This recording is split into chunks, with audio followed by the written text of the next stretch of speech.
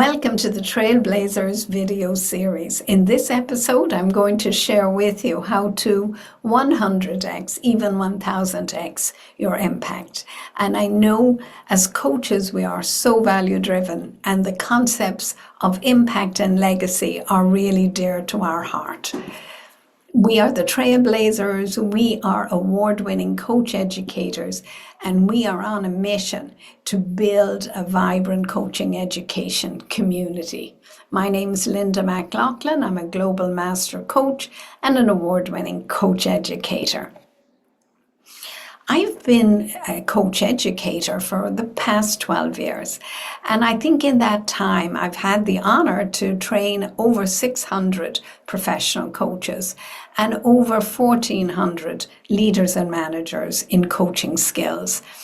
And in that time, I have reflected on what it takes to be an effective coach educator. And I have developed this model from my own experience, and I'm really happy to share it with you today.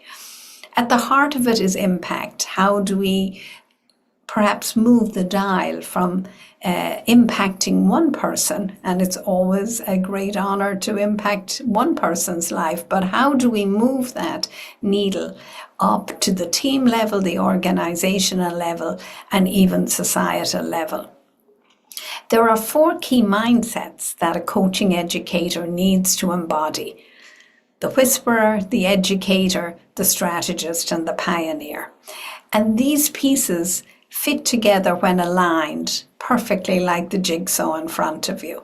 And this magic, this alignment is what really gives you that 100x, 1000x impact. So let's jump into the model. The first mindset is that of the whisperer. And, the whisperer is someone who gently guides, gently influences, gently persuades others. And we are ambassadors for our coaching profession. We have to attract and draw people into coaching and understanding the power of coaching. We need to embody a coaching mindset and be that role model for others. I can give you an example. By being a whisperer, we have the power not just to have impact directly on the people we educate or train, but on those people that they go on to coach others and in turn to educate and train others. I know, for instance, that 2 of my alums have set up their own coaching schools.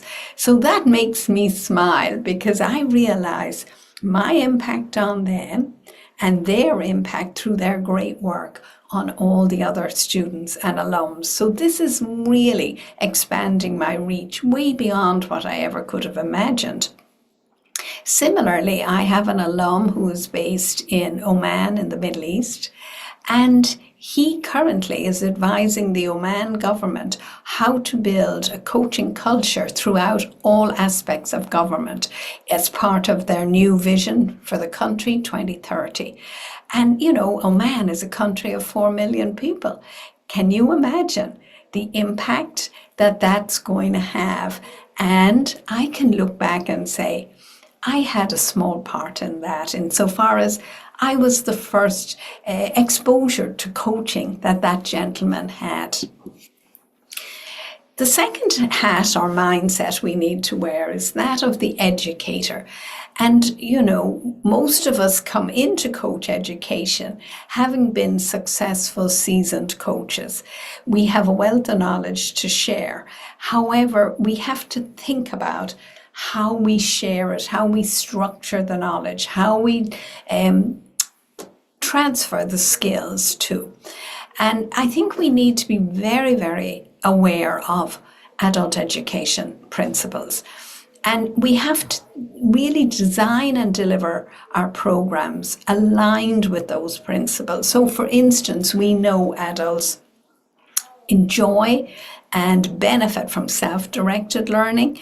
They like learning that is practical, that is based on real life, that can apply in some way to their own experience. And often we have mature students who have extensive experience. And also we know that adult learners enjoy social learning. So again, we have to create many sort of moments of group learning. And we have to manage the group dynamic in a way that there is high levels of psychological safety within the group to really support all that learning. So I would say, as we move into the educator role, think about how do I understand and how do I apply adult learning? What's a great help actually is the ICF just recently published a competency framework for coach educators, and they have highlighted 7 core competencies. And I think this is a very useful tool in terms of benchmarking ourselves, in terms of perhaps where our growth or development needs are. And we will include this framework in our worksheet that will be available at the end of the video.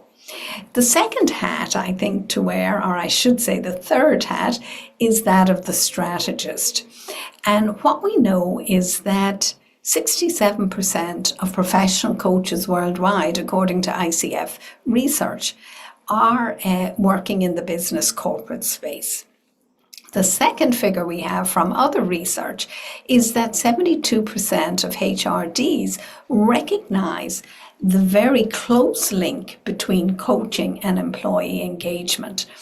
Now, this gives us a wonderful opportunity to really increase impact, because we know companies want to find solutions to performance issues, engagement challenges, talent retention, talent attraction. And it is our job to figure out what kind of coach education, coach training can we offer organizations to help them solve these issues. So we need to bring a systemic lens to our clients. What is the context, the ecosystem they're in, and where can coaching and coach education fit and enhance that? I think it's also obvious that most companies want to democratize coaching, and therefore they're looking for ways of scaling coaching and the impact of coaching in organizations. So often you might be asked to develop a cadre of internal coaches that can provide that. But similarly, a lot of the work I'm doing is around skilling up leaders and managers and other technical people, even individual contributors, in terms of how can they leverage coaching skills to have a better impact in their work. So again, just think through all those possibilities and how you can really ramp up your impact through those levels of initiatives. The last mindset is that of the pioneer, and that one really invites us to be bold, to be courageous, to go where no man or woman or coach has been before, and to find new markets for coach education, perhaps develop new products in coach education, and also to experiment and innovate with delivery methods. I mean, artificial intelligence is out there to help us. We all have been in the digital learning space for a while now, self-directed, self-paced learning. These are all new modalities that we can pioneer. And I share my own experience. I moved to the Middle East from Ireland 14 years ago.